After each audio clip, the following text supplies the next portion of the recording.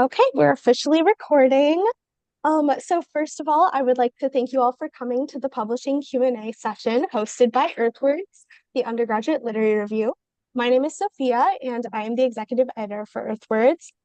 To start off, Sara Arnold has been so gracious as to give Earthwords copies of every poetry collection published so far by June Road Press. So again, please type your UIWA email into the chat to be entered into a giveaway for a book. There are three books. There are Still Woods, Dark Reds, and Maps You Can't Make. Again, please type your UIWA email into the chat to be entered into the giveaway. As a short introduction, Earthwords is the oldest undergraduate literary magazine at the University of Iowa, and our mission is to showcase the best literary and artistic endeavors of students attending the University of Iowa, including poetry, fiction, nonfiction, drama, art, and photography. Our publication provides its staff with the experience of producing a literary magazine in real time by ethically reading, selecting, and supporting the work and authors found in every issue. The Earthwords team is committed to broadening its accessibility, empowering our community, and promoting equity and justice for underrepresented voices. Although the team, style, and length change every year, Earthwords' dedication to promoting the diverse array of undergraduate creative works is a constant. As a little introduction to Sara, who's joining us today, Sara June Arnold has 20 years of wide-ranging editorial, design, and production experience. She began her career in educational publishing in the Boston area and went to manage and edit university publications in Southern California. For the past decade, she has operated as a versatile freelance copy and line editor based primarily outside Philadelphia, where she lives with her husband, an environmental scientist, and one charismatic and beloved senior. She is a graduate of Williams College and has an MA from Middlebury's Breadloaf School of English. She founded June Road Press in 2020, where she's not just the editor, but also the designer for the cover and interior typesetting, and does the business side, website design management, and social media and audiobook production. June Road Press publishes 2 poetry collections each fall and hopes to expand to literary fiction and creative nonfiction in the future. So let's give a warm welcome to Sara. Thanks, Sophia. That's really kind. I forgot that I included my cat in the bio at this point. He's like the unofficial press mascot and sort of my my guide in a lot of things. So but yeah, it's a real pleasure to be here and especially right after Thanksgiving break. I know I'm pretty sleepy and full of pie, so I appreciate you all being here and we'll keep it pretty laid back. But yeah, Sophia, did you want me to talk about something specifically to lead us off? I appreciate seeing the range of your questions that she sent me ahead of time, and I haven't had a lot of time to think through them specifically, but I noticed that a lot of them would probably be covered by explaining how I got here to this point, sort of my professional background, and then how I started the press. So I could do that if you like. Yeah, that would be awesome. Thank you. Okay. Um, Kind of a long story, so stop me at any point. Raise your hand, if you would like me to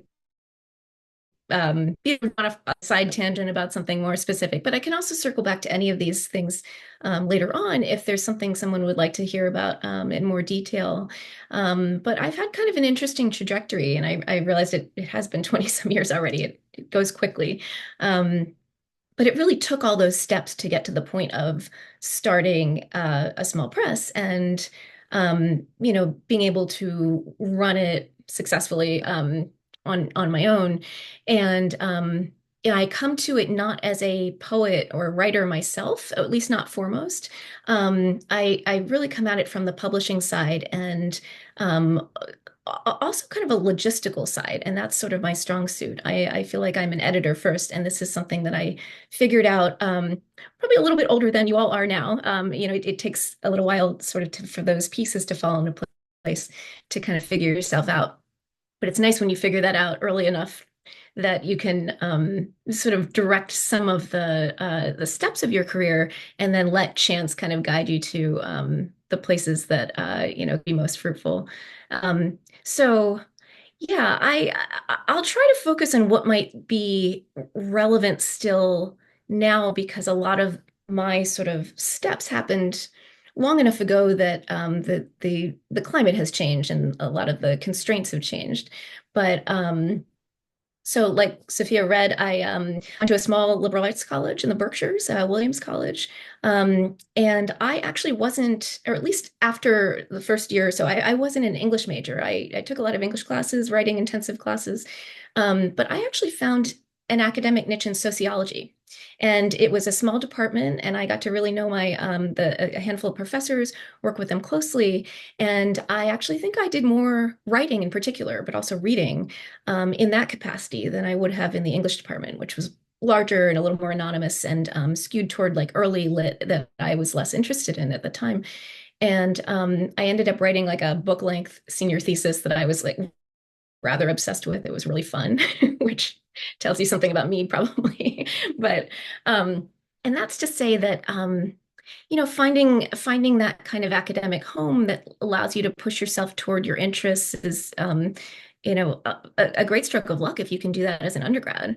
And that set me up to I moved to Boston after that. And I actually sort of fell into publishing. I kind of came in through a back door. It was like a backstage entry. And to the extent that you can find that kind of entry point, I would recommend that because especially today, it's really hard to get a full-time position in traditional literary publishing. It's primarily based in New York. It's doesn't pay much, and there just aren't that many of those positions. Sometimes you'll find an editorial assistant position, and you can kind of climb the ranks that way, but it's tricky. So I ended up starting out in essentially an editorial assistant at uh, not actually a publisher, but a what we called a development house. So it was the kind of place, a smaller company that had an editorial production and design department. And they would be hired by the larger publishers. And this is, I should mention, this is educational publishing. So this was K-12 materials. Boston was and still is to an extent kind of a hub for educational publishing. There's a few big publishers based there, Houghton Mifflin, I believe Pearson, a few like that. And so my company would be hired by these bigger publishers to handle what they couldn't finish in-house. Often it would be something like not very glamorous things, but good to kind of cut your teeth on. So it would be like a state sort of overhaul of a national textbook series. So I worked on a lot of middle school science textbooks. I wrote a lot of like word problem captions for math books and things like that. Um, it might be things like ancillary materials that fall out of a curriculum, like workbooks and teacher editions and that sort of thing. But what was great about that is I got to hit the ground running and just like get right into the meat of the work. It was a small staff. A lot of my coworkers had been there for a long time. A lot were former teachers, and I was just really excited to be there and curious. And I just like learned everything I could. And I was lucky enough to enter editorial work at sort of the juncture between kind of like old school and new school of like analog and digital. And that was fortunate because I was sort of like the last little cohort that, in terms of like becoming a copy editor and a proofreader, that learned like traditional like methods and proofreading marks on like big tabloid sized paper and like red grease pens and like, whiteout. And but I was also conversed enough in like emerging technologies to help some of my colleagues sort of transition those tools to a digital context. And I've been doing that ever since because that continues to evolve. And so now all of my copy editing, and I'll get to what I'm doing now, but it's all digital and it has been for a while. But those traditional tools still apply and you can adapt them in all sorts of interesting ways. So I think that's something that, in terms of a takeaway, whenever you enter like a practical application of a field or what you'd like to be working in, it's helpful to pay attention to the people who have experience doing it in so the ways that it has been done, and then kind of draw on that to adapt them to your own sorts of visions of how to take that into the future. So that was a great place for me to start out. I was there for about 5 or 6 years. It's like sort of full-time in-house. And by the end of that period, I was one of two copy editors for the whole company. And I had a wonderful mentor that I'm still very close with. And the relationships that I built there, just by trying, always trying to like do good work, just hold yourself to a really high standard, and learn from those people who have been doing these things for a while. That has served me well since. What happened then was the financial crisis hit educational publishing really hard. So my little company started laying people off. So it's probably like 2010, 2009. And at the time, my now husband, so is also in that bio that Sophia read. He's an environmental scientist, a geologist actually, and he was finishing up his PhD and had just gotten a postdoc out at Caltech in the LA area. And so before I was laid off, I was just like, let's move to California. So we road tripped out there, and I was lucky enough to, through kind of a series of events, um, get another actually really good full-time in-house position that was a big step up for me and sort of opened some other doors. And I ended up for a couple of years managing publications and copy editing at Caltech, the administrative side of things. So that was taking my K-12 experience into the higher ed realm, and I was copy editing all sorts of interesting materials, press releases, and magazine articles and fundraising materials. Um, and you can apply those tools to anything. I was working on kindergarten phonics books, and then all of a sudden I was doing like experimental organic chemistry textbooks and things like that. Um, yeah, so I was also managing the course catalog, which was not something I would wish on many people. It was a lot, but it taught me a lot. It taught me, I'd say, like resilience, but also it suited my particular like personality and set of skills, because I'm not just a details person. You have to be that to be a copy editor, but kind of an order and systems organizational type of person. So a lot of that was like juggling lots of moving parts. And so was it in my previous job, a lot of like editorial coordination. And there's a real niche there. If that suits you, there is work there. But what was beautiful about that, now, like 10 years later, is that, oh, more than 10 years, is that is so fundamental to what I'm doing with the small press, which I'll get to. But if it weren't for that experience, if I were just coming to this as like just a writer myself, the creative side of it would be really fun for a while, but I don't think it would work, because so much of that, the job of kind of running an operation like this is systems and keeping a lot of small moving parts in suspension, like keeping things ordered in a way that is flexible, because some of it's unpredictable, like might come of some of those details. But that's sort of that's solid, that has a foundation. And this is true in copy editing too. For every project that I work on, I have to absorb a new house style, whatever like larger style guide is used. Usually it's a Chicago Manual style, which I love and I can talk about if anyone's interested. Um, and it's holding the little picture and the big picture, um, in your forebrain at the same time, for the duration of a project and often jumping between projects. Sometimes I'm working on two very different things at once, and I have to almost like switch completely. So yeah, it's a particular kind of work, but it suited me and it still does. So yeah, so I was at Caltech for a couple years, and then that geologist guy that I'm attached to got a tenure track job here, near where we are outside Philadelphia, so Pennsylvania. And so we moved across the country again. And landing here, this would have been about 2011. There weren't a lot of editorial positions that sort of fit my background. This is not there's not a lot of educational publishing around here, or book publishing for that matter. There is a lot of medical industry related things, and there is a lot of copy editing work in like medical editing in a lot of areas. So if copy editing is something that you're interested in, that is one pathway that is makes it more sustainable, and you can make more of a living with going that route. That's not really my niche. So I thought, I was already freelancing on the side. Like, can I make it work freelancing in a, more something closer to full time? Now that probably would have been less possible if I didn't have like a gainfully employed spouse. Um, there are a lot of trade-offs to being a full-time freelancer.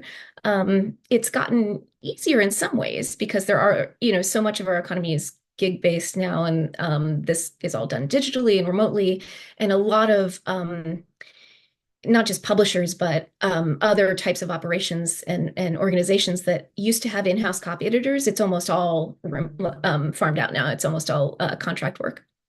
It's good for, if you're an established copy editor and you use those connections, there's a lot of work out there, but it varies a lot. And it's, the flexibility is wonderful, but the trade-off is there are some weeks or months when I'm at like beyond capacity, and there are some when it's just like crickets, where like, will I ever get a job again? The answer is yes, but you have to be able to kind of withstand that ebb and flow. So yeah, so I've been doing that for about 10 years here. And I will say that as another takeaway, maybe from this long story, that all of my clients as a copy editor have come from past connections from my full-time jobs. So there are people who I worked with way back in Boston who've moved to other organizations, who've recommended me to other people. There are people I worked with at Caltech who've moved elsewhere or are still there. So I've gotten almost all of my work that way. I haven't really had to get out there and hustle or advertise. Um, if you were doing this more solo and needed to, make a living in a higher cost of living area, you would need to do that, and that's tricky. However, this does pair well with something on the side, like a small press, and all of these experiences set me up for that. Um, and so the origins of the press are rooted in the early pandemic. So, like many during the early lockdown period, I suddenly had a lot more free time. Like there was no work coming in, and I just got to sit and read books and hang out with my cat. And um, at the time, I was already working on just a personal project. An older relative of mine had been writing poetry for like sort of started later in life, and she was entering assisted living, and sort of tasked me with compiling all of her poetry into a volume for family and friends, just sort of a self-published thing. It was a fun project. We were able to do it in person until the pandemic happened, and then we were doing it remotely for a while, and then she had a stroke, and it was really hard for her to communicate. So I had to take the lead on that in a heavier capacity. And at the same time, there was a period early in the pandemic when I happened to be reading this book that I'd recommend. Actually, I pulled it off my shelves. Um, this it's called What Editors Do. This is part of a series through the University of Chicago. Um, I mentioned the Chicago Manual of Style. In my copy editing work, I'm like devoted to that as a resource. It's a really good thing to learn. The University of Chicago Press has a great editorial series. There are a lot of book resources that I would really recommend, and I can pull out some others if anyone's interested. But this is an essay collection that covers a lot of the range of editorial work.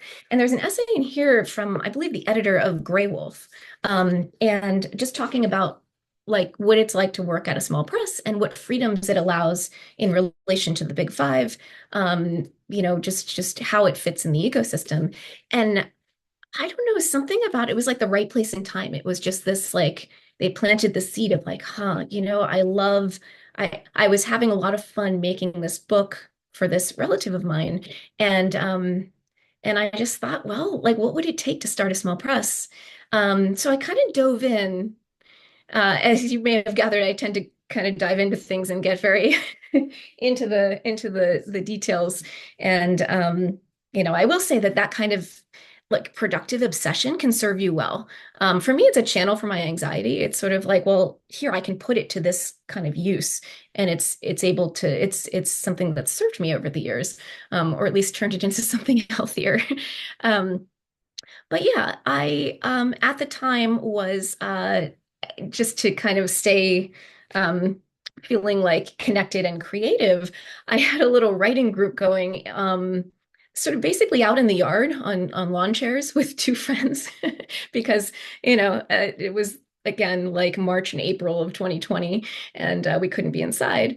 And this was a an older friend of mine who's a poet but hadn't been really published, and a friend who's a screenwriter, and it kind of came to that late as like a retirement project.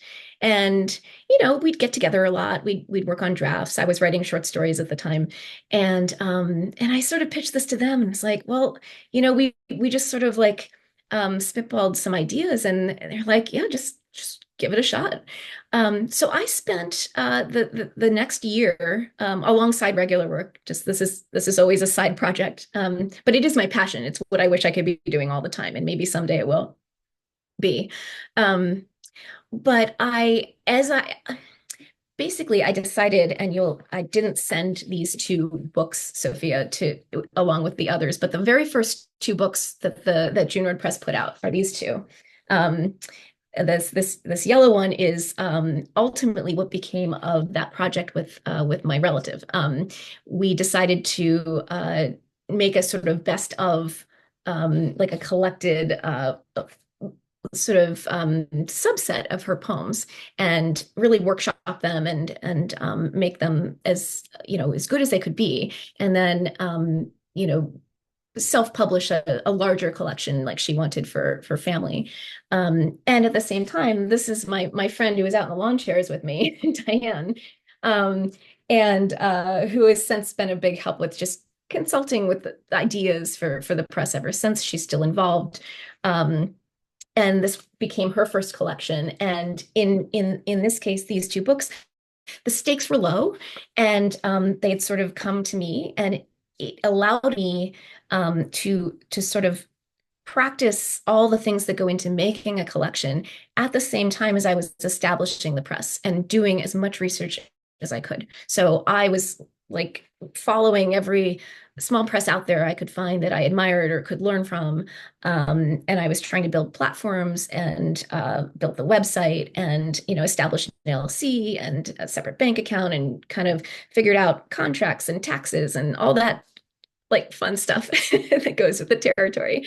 But again, systems and details and big picture, little picture, to get to the fun stuff. And I mean, I think some of that stuff is fun, and it can be. All of the press is fun for me. So anyway, a year later, in the fall of 2021, I put these two out, and was still figuring out processes.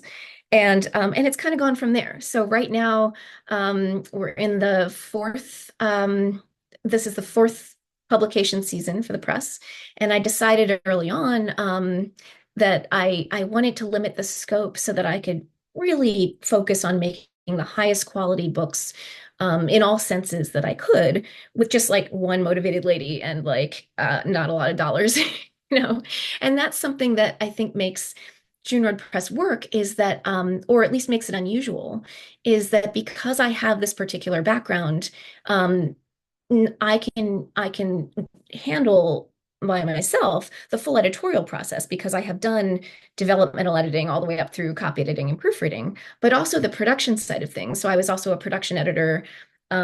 There's a lot that goes into that. But the third component of it is the design, which is something that I've always loved but never did professionally. However, when I was at Caltech, one of the things that I was managing were just event programs on campus. So whenever they'd have like a musical group or like a lectures, things like that, there'd be these little brochures. And I was close friends with this lovely designer who was in-house there. And whenever she had spare time, she'd just wheel her chair over to my desk and like teach me how to do things in InDesign. And I'd already had a bit of experience with that before, but that really helped me become like not fluent, but conversant in how to use that program. And I would say if you're interested in publishing, one of the best things you can do is learn even a little bit about InDesign, because that is like the industry standard software. So like professional designers will use it. I use it for the typography for you can do almost anything in InDesign. It's an Adobe software product. Um, it's really great. I have been trying to, sort of like consistently push myself, kind of level up each season. And I'm of the mind of, along with my authors, like let's try something. And if we can do it well ourselves with not much money, but make it as professional as we can, then why not? And they've been game, and that's how we got to making audiobooks because I the authors who've wanted to do that, I've sent them a really nice microphone and they've recorded and some instructions. They've recorded their whole books. And then I've kind of taught myself how to produce it in Audacity, at least decently enough to distribute and have that as another way of encountering those books because I really love that that adds not just accessibility, but a different dimension when it's for poetry in particular, more so than ebooks because of the formatting and some other considerations. So that's how I've approached a lot of things with the press. And I can talk a lot more about any of that, but one of the unexpectedly wonderful aspects of this, in addition to it just being incredibly fueling and fulfilling for me, in a way I have not encountered in my regular work. Like I like copy editing, it suits me. It's satisfying in its way, but until I started doing this with the press, I didn't understand that like your work could be your passion. Like if somebody paid me to do this, I would that would be like winning some kind of lottery. Like all of a sudden I get it. And what it has given me unexpectedly is a community. The literary community, the community that's at AWP in particular, at the book fair, the poetry world, is just it's been remarkable for me. And warm and supportive and embracing. And I know that there can be competition within it, but the my authors, this group that has joined the press so far, are just wonderful human beings, and they've become friends. My process of developing one, just two books for a whole year, is very closely collaborative, and they're involved in every decision. So, for example, these are the most recent two books that the press has published. They're amazing. They're really, really good. And I've gotten to know Abby and Violetta really well. And it's just been a joy. And I just, I can talk at length about any aspect of making these books, the cover design all the way through, the interior, the typography, the editorial process, all of that. But having one person handling all those things, it's not for everyone, and it's not sustainable beyond, I think, this volume. But for the time being, it's really been an incredible experience, and it's allowed me to basically have no barriers between all of those aspects of making a book and the author. And together we are able to, I hope, make something that is like the best representation of that author's vision and voice, sort of something like greater than the sum of its parts together. Like I couldn't have done myself and they couldn't have done themselves. And I think there's something really beautiful in that. So yeah, long trajectory, but again, I'd be happy to talk about any particular aspect of that, or just dive into more about the press, whatever would be most helpful for your team. So Yeah, thank you so much. I really appreciate you going that in depth about everything in your whole journey now. As someone who also wants to go into publishing, that like moment you were talking about of having like that relationship with your authors and like that excitement of bringing it together, it was just like so relatable, and I love that. Um, I guess I know I had asked my team to submit some questions, but I guess to make it a little more conversational, does anyone want to? I'll take like you guys can speak up for your own questions for Sarah.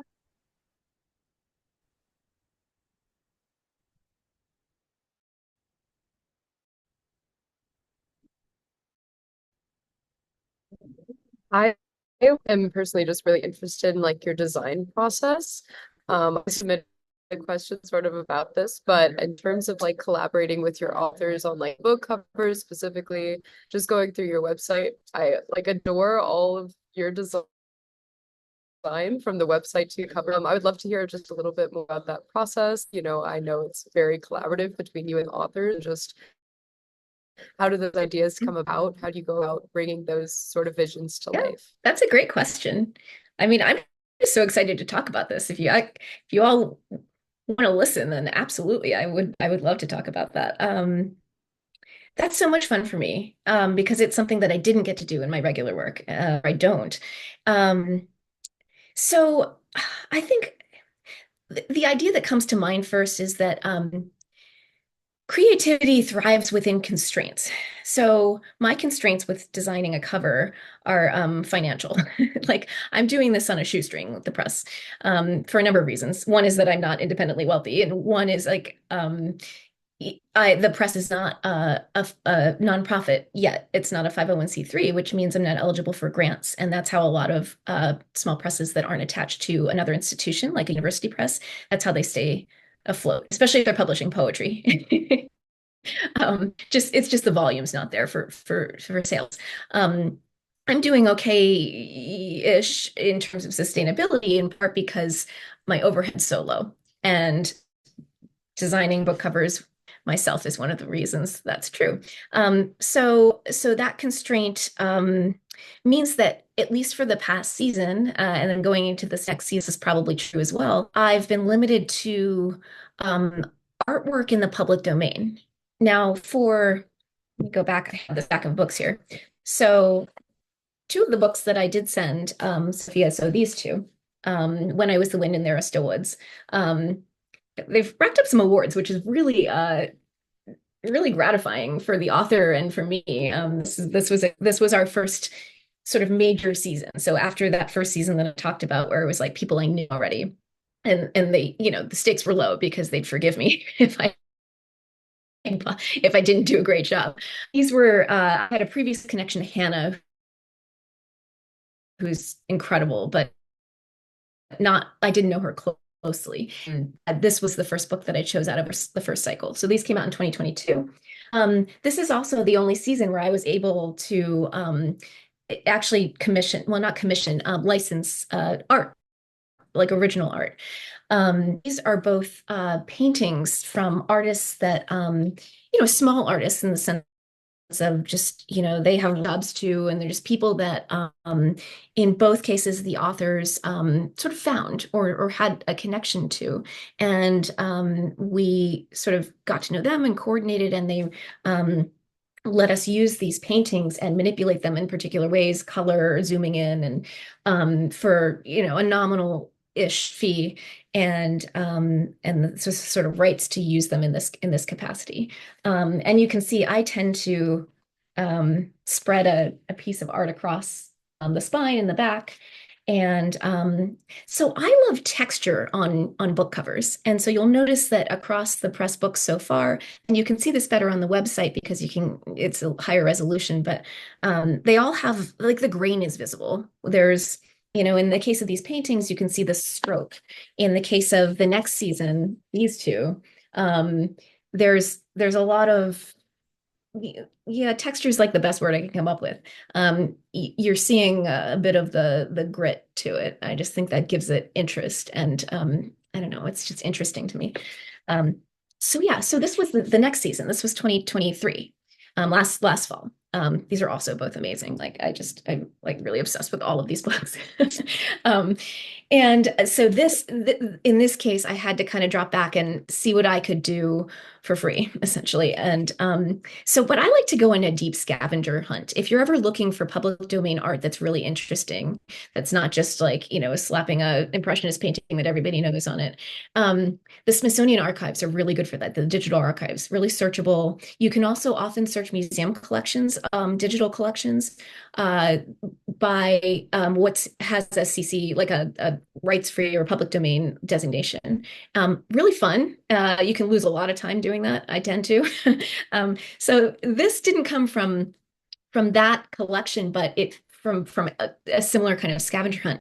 This is an old botanical illustration, and it's from like the 1870s or something. It's really kind of cool.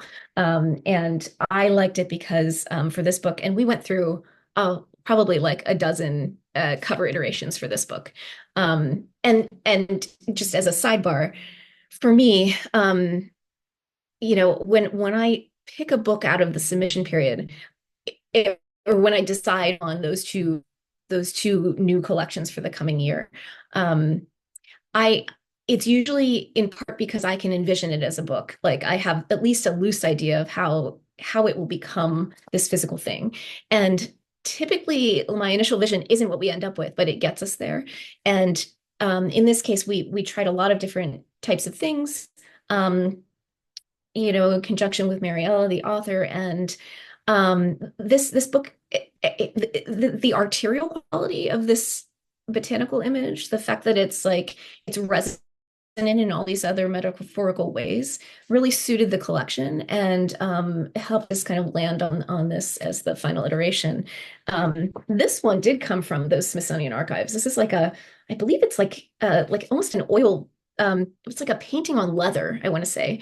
I have the original somewhere. I could dig it up, but we tinkered with the cover, or the color, and sort of zoomed way in and turned it so this woman figure is, tilted in this resonant way.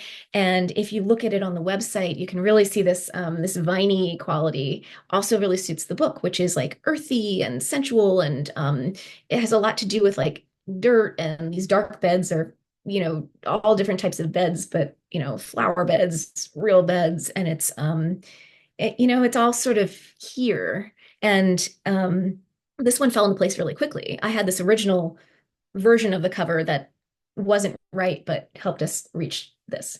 So what I'll do with the author is right off the bat, usually I'll have, because I find it really fun, and I do it when I should be doing other things like cleaning or doing like paying work, I'll start just mocking up covers. And I keep the trim size the same for all the Press's poetry line, which will continue. And so I can just I can mock something up pretty quickly, and just play around. And that often will help us get to the final thing. In the last set of examples, these most recent books, and I do feel like each season's getting a little bit more compelling, like I'm getting better at it, but I'm still really learning. And that's part of the fun, is that I get to kind of teach myself and see my own progress for every aspect of the press. I'm learning alongside doing it. And that would be my biggest really career advice, is to like you learn by doing. That's how you get good at doing anything. Muscle. You've got to just exercise it. And in terms of, editorial work in particular, like if you want to be a copy editor, you want to work in publishing, the best thing you can do is be a good writer. And the best way to be a good writer is to read, like just read everything, read edited work, read all the time, read in an extended way, push yourself, focus. It'll set you apart from your peers, especially today, because some of that's been lost. So it's, my husband has a saying, again, the geologist, that the best, let's see if I can get this right, the best field geologists are the ones who've seen the most rocks. And I love that, because it really is true. It's like you just got to like keep doing it and you'll get better at it. So anyway, it applies to this too. So these are the two recent ones. Also, like public domain art that I've scavenged. And this is like an old like Audubon painting, and it's huge. Like the actual piece is like not just physically huge, but like this is a tiny little clip from it. And we just like ended up zooming way in and trying to get this to capture this like most evocative, interesting elements. But it's also got this crackle texture that I think is really cool. And there are birds moving literally and metaphorically throughout the collection. So I knew it should have a bird, and it fell into place really quickly. I had an original bird on this that wasn't quite right. The author was sort of like, and then it got us to this bird. And lastly, this might be my personal favorite. This is a really, really good book. This also, in the open reading period last year, I came to this collection. I was like, this is it. Like I just knew. And Abby's phenomenal. She's the author. She'll definitely have a lot more books coming down the pipeline, I guarantee. But this is an old postcard, and what's really sweet, I actually have it on my desk. This is the postcard. And it's really neat. This is so sweet. The author sent this to me recently. She found it on eBay because we were using a digital version of it. And this is actually a postcard of a town, like a small town in Maine that's like basically next to the town that this book is focused on. This is a very place-based collection that is overlaying like sort of layers of loss and like a decaying and revitalizing mill town in Maine and the loss of a parent. And it's really brilliant. So yeah, that's kind of what I've been doing with the cover art and echoing a lot of those design choices throughout the interior as well. So when I go to choose not just the body copy, but the subheads and the sort of design elements that run throughout. So divider pages, the table of contents is a place where you can get really kind of creative with typography. I am factoring in, again, with the author, we're having a conversation about tone and vibe, basically. So, for example, in this book, and actually this is kind of fun, and then this is a long-winded answer, but the divider pages, you can't see this super well, but these little, oh, wrong side. The author's daughter, who's about to start a graphic design program or a botanical illustration, she wants to be an illustrator, drew these series of birds that we used in the table of contents and the divider pages as like an accent, and you can see them on the website as well, trying to use them when we can.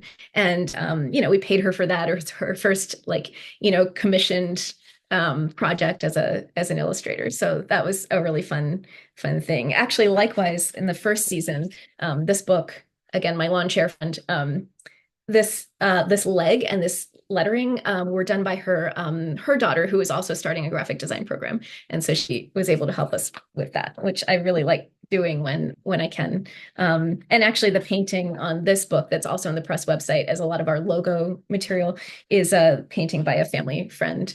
So, I like those personal touches. For in other cases beyond that kind of illustration, and there's only so much you can do with printing in black and white on, just economical paper in terms of art on the interior. So it has to be basically simple line art in grayscale.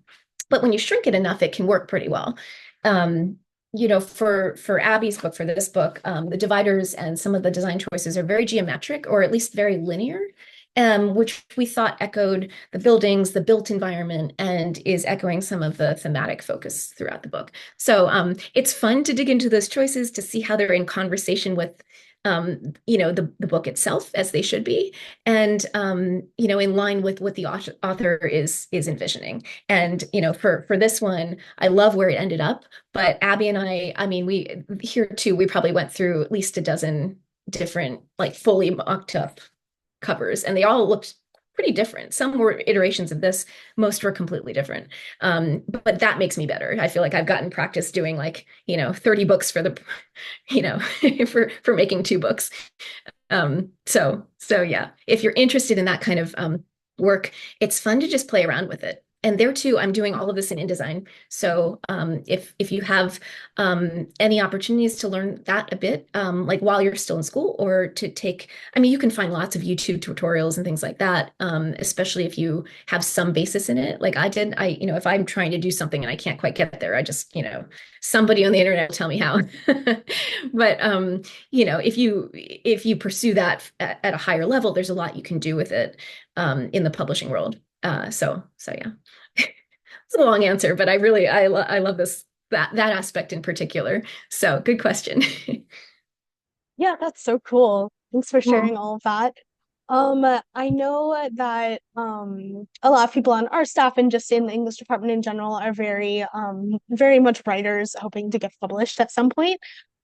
So one of our questions was based around like how do you choose like what after you did your first round of when with the people that you knew and did publish their poetry collections, how does your submission process work? And like how do you decide which pieces to accept versus decline and stuff like that? Yeah, that's a good question, and something that um I think varies a lot across small presses and literary magazines. And I think it's a very different process for a magazine like yours versus a press. Foremost, because I can pick two if I'm lucky. I mean, if I, don't have the resources, I might have to drop to one. Ideally, I'll get to more a year, but that overextends me a bit. But yeah, it's something that's evolving my process because I haven't done it that many cycles. I actually just opened the reading period for this coming season, like literally on Thanksgiving. I decided, sort of arbitrarily, accidentally, the first year that I did a full submission period, which was I guess 2020, late 21, yeah, that Thanksgiving to New Year's seemed like a nice sort of neat holiday period for submissions. I didn't want to have it open for too long, but it also suited my editorial calendar. So I also knew I wanted to move relatively quickly. And this is an advantage of having, the press being one person, is that it's nimble. I tend to move quickly in life. I talk fast, I walk quickly. So I like to kind of just get moving, especially when I've made the final decisions, I'm like ready to hit the ground running with those authors. I kind of again know where it sort of wants to go, and then we start that process. So given that's sort of how I set the timing. And I also don't because I've been able to set all of these parameters on my own. I'm trying to think of it. So when I edit as a copy editor, when I got that hat on, I'm trying to inhabit the mind of, or the eyes of, an average or ideal reader of that text, and I'm looking for points of friction. I'm hearing it, I'm processing it, but I'm like, how is this being received the way that the author intended? And when it comes to, I try to apply that, or I think my instinct has been to apply that to other things. And one of them is submissions. I'm not out there submitting myself, but I know that each submission that I get is somebody's work. Not just like, I mean, that's obvious, but it's also like somebody has poured a lot of their like life experience and like heart and like sweat into this project that they're giving me to look at and to consider. And being the arbiter of those decisions is, it's daunting. It's a position of privilege I'm like very aware of. And it's kind of heartbreaking because as I do more cycles of submissions, I get more submissions. And so I have to reject more submissions. And it's hard. Um, and, I try not to, I try to be transparent and specific in the guidelines each year, and just how I'm going about it. And then I'm trying to be more conscious of how to improve that process as I go along. And I'm just at the stage now where I'm ready to bring more people into the mix. And logistically, I just wasn't quite there yet because this is only, I mean, like last submission period was only the third one that I'd done, but the two prior, I'd only picked one from because I had another book already in the pipeline that I had a connection to. So in the case of those past seasons, Mariella and Hannah, I had a previous connection to each of them. Not very direct. I didn't know them in person, but I knew of them. We had uh, some things in common network wise. So really, I've only chosen these books from reading period so far. But this last one was the last year was a full two, and this current one will be a full two that I'm picking. And my approach this year, I think, will be to involve the other press authors, the current authors, to the extent that they want to and can, in reading and helping me narrow down the to the at least finalists. And a lot depends on how on the volume. Last year the press is still really small. It's not on a lot of people's radar. I think the social media platforms aren't huge yet. So, we got about like 200 submissions. So not outrageous. It was enough that I could handle it. Of those, close to half didn't quite fit the press, didn't fit the brief, or, they were just not quite, it was relatively easy to sort at that level. And then it became really difficult because, when you get into like 100 submissions that are all like, worthy of consideration. How do you narrow it? And yeah, it's a big question. It's still something I'm grappling with. I mentioned that with this book, I read it and I knew immediately. And actually, that was true with this as well, with the previous year, Diana's. Um, some of that is just inherently subjective, because the press is just me for the time being, and I don't have a board or a bigger staff. Like, I'm making those creative decisions myself.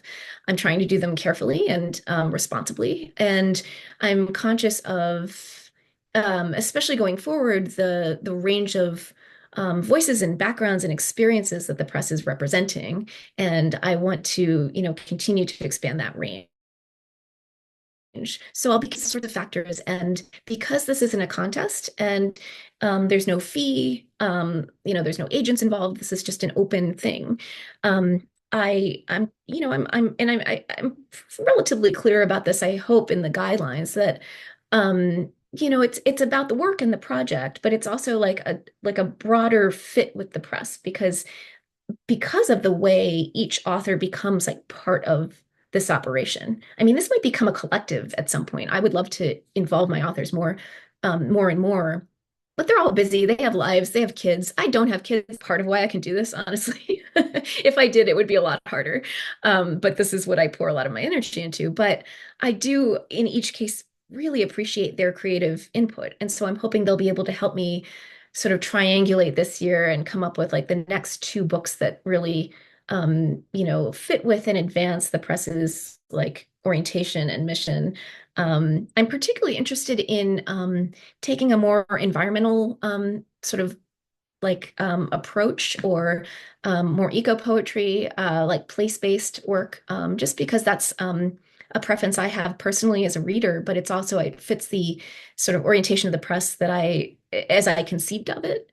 And all the books so far have that to some extent, or at least are dealing with nature in really interesting ways that are fundamental to the collections. But a couple of them do it more directly. Like Hila's is this is like outright eco poetry, and it's really, really cool. Diana's is steeped in New England. It's a very Vermont book, and the earth and the like earthiness is just it's seeded throughout. There's like maple syrup making in here, and like there's all sorts of it's very earthy. And Abby's is like extremely place-based in a hyper-specific way that like does brilliant things with like nostalgia and like the evocative spaces that are empty but saw people's lives move through them, and built environments and what they say about us and how they change us and we change them. I mean, it's really good stuff. But I'm looking for stuff like that. And yeah, I mean, it's it's tricky. I think that's maybe the most exciting part and the hardest part of running a press like this at this stage is making those decisions. And it's something again I hope to share and I hope to do carefully for as long as I'm able to do it. But I think it's something that varies a lot, press to press, and it depends on the composition and structure of the press and its vision, their vision.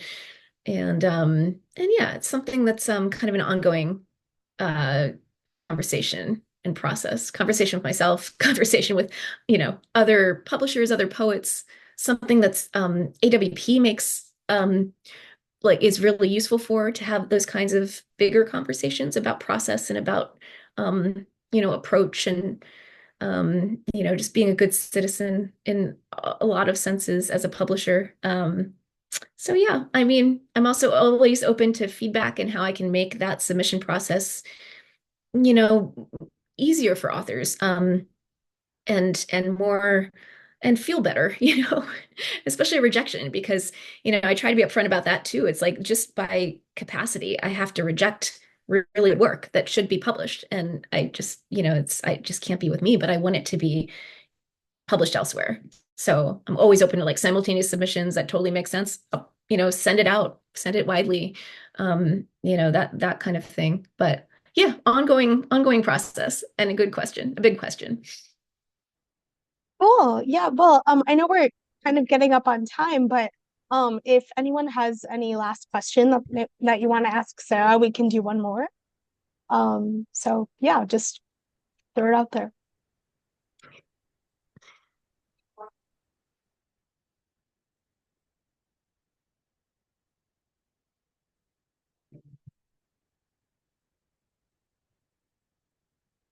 Um, I have one that might just be really quick. I don't know if my Wi-Fi is working, so hopefully you can hear me. Um, but you talked a little bit about coming from like an unconventional major into the publishing field and like a bunch of different, like a variety of backgrounds. So I was just curious if there was anything away from like publishing that you encountered or any like difficulties that you didn't really expect or any skill sets that a lot of people when they're entering publishing would not really consider as something that they need to learn about or I guess find some experience in if there's anything that's sort of I guess yeah unconventional that you came across that was either helpful to have background information on or something new that you had to approach. Yeah, that's a good question. I can't say anything unconventional comes to mind that I haven't touched on. Um, but I will say now that I can look back with some, longitudinal, I don't know, perspective, the things that have been most valuable, particularly in what I'm doing now with the press, have been maybe the less obvious things, like not so much like writing a lot creatively myself, but getting good at managing systems and making like charts to track lots of moving pieces and like just being good with details. But I can think of a handful of things that you could work on, like sort of cultivating that will set you apart from your peers today, both from my perspective so far and, just because my husband teaches undergrads, so your age and is, often sharing just sort of like how things have evolved since we sort of came up through similar systems. And um, I've already touched on how important relationships are and how, even ones that you may not expect to move to, to lead to anything beyond like an immediate can come back around and be really beneficial. So, listen to, and I mean really listen to people who have experience in something that you want to be doing and, ask them questions, be curious. And, cultivate uh, for lack of a better word, resilience. Like, don't give up when it's hard. Like, just keep pushing through. And ultimately, you might fail, and that's okay. That's actually really good. Some of my biggest challenges or hurdles with the press in particular have been those kinds of moments of like, oh, this didn't work. But now I'll never have that problem again. And I've pushed through it and I've figured it out and I've retooled things to make it better. try to come up with your own solutions or answer your own questions before you take it to somebody else. Or, demonstrate that you've done that before you kick it up a level and are like, I just like, I need a meeting. I can't do this. Well, like, but I've tried this, this, and this. And you have, vast resources at your disposal today that, weren't around, 10 years ago, 15 years ago, that you can kind of try to work toward that. And just like when you're really stuck, then go to somebody who has like the experience or authority to help you push past that obstacle. Um, I'd say, let me think what else. Um, don't use AI if you can avoid it. Um, I know that's, it's evolving and there are some legitimate uses for sure. Um, but I think when you get to, especially in publishing, people who increasingly the people in positions of authority, power, gatekeeping, for lack of a better word, are going to be people probably even younger than me, but also older. And even if it's like a cover letter or an email, it's usually pretty clear, and that's not you use your own voice. Like it's better to make mistakes and be an authentic person and human when you're trying to connect with another person than to try to, out of maybe concern that it's not enough or it's not polished enough, using that kind of assistance. Even separate from like the kind of more moral questions of like, is it cheating or plagiarism and that sort of thing that you might encounter with a class or a paper. I mean, just in terms of everyday communication, like communicate with people and really like, put some time into an email and like read it over and, like think about the receiving end. And I mean, again, that's what I talked about with submissions. I'm trying to like stick myself into each author's shoes, like, every touch point. It's like, how's this being received?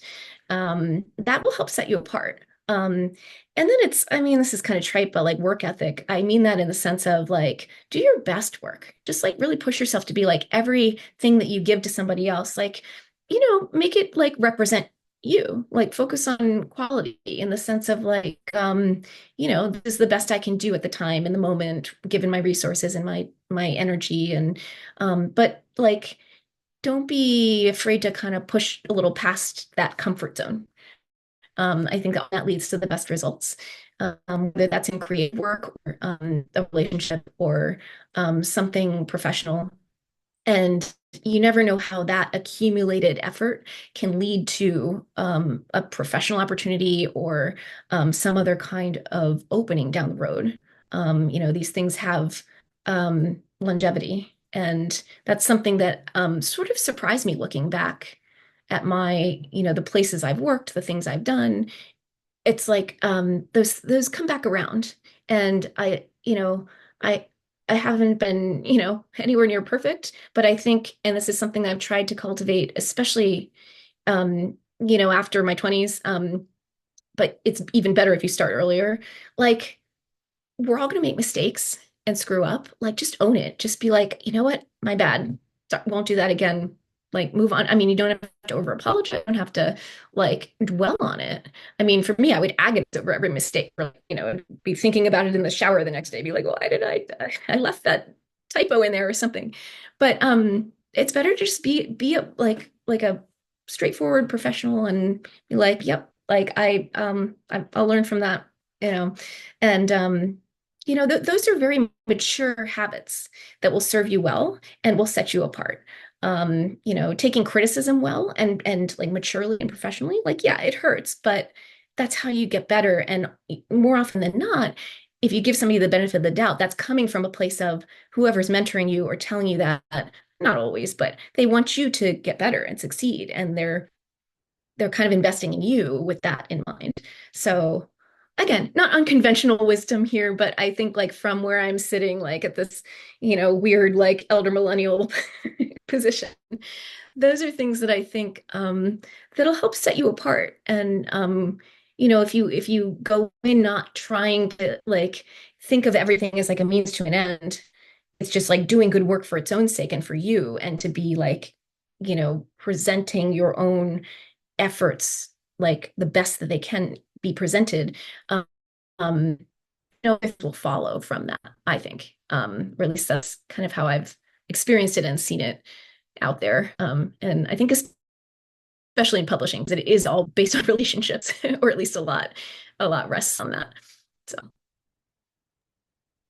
Awesome. Thank you so much for that advice and wisdom and just all of this wonderful information and sharing your story and your experience with us. I really appreciate it. I that's time for us. But I just wanted to say thank you again.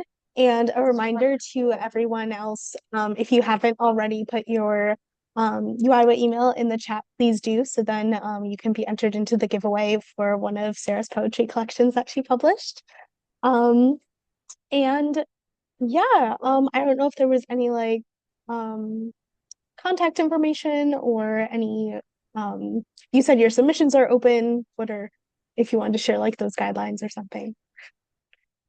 sure, yeah. So yeah, I think my takeaways would be if I'm happy to have further conversations more specifically if someone especially is interested in copy editing specifically down the road or something related to the press in a more specific way.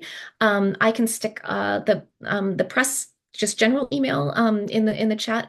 Sophia has my personal email. They go to the same place. And the submission the reading period guidelines are just on the press website, so juniorpress.com. And then there's a tab at the top that says submissions, easy to find. It's all through the submittable platform.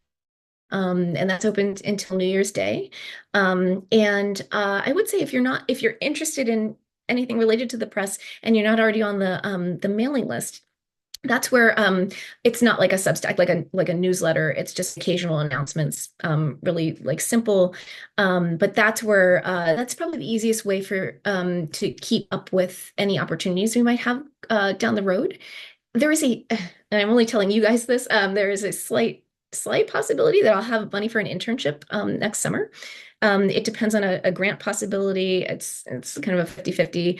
I would love that, but I want it to be paid, or at least with a stipend. So right now I haven't had the resources for that, but I could really use some marketing and social media help, and some other kind of creative help. So that's a possibility. I would make announcements through the mailing list for that. And so there are boxes on the press website, bunch of pages where you can sign up for the mailing list. Also, social media. The primary platforms are Instagram and now Blue Sky. Actually, I'm really liking Blue Sky. So if you're on there and you want to find the press, it's just the handle's just June Road Press on basically every platform, but those are the two that I focus on. And let's see. I would say, oh, also if anyone's going to be at AWP in the spring, we'll have a table again at the book fair. It's in late March in LA. So kind of a haul, but it should be a big one this year, and it's really exciting. So some of my authors will be there. And yeah, I will be talking nonstop for like the entire time and very excited. So would love to see any of you. And yeah, I'll pop the email in the chat. And yeah, I'd say those are the best in terms of like following up or contacts or keeping tabs on what, might be coming down the pipeline. That's all I can think of. But thank you so much for having me. This has been really fun, and I'd be happy to do it again if I can be useful. But it's I really admire what you're doing with earthwords, and I'll have to, when I have more time, take a closer look, but what great experience. Like this is one of the best things I think you can be doing if you want to enter into anything in the whole literary scene. This is great experience. Here's so thank you for being here with me tonight. Today, I guess it's earlier where you are, but there we go. That's the press kind of general email. Yeah, and all email just comes to me, so I will respond. Okay, wonderful. Thank you so much. Okay, I will stop recording now.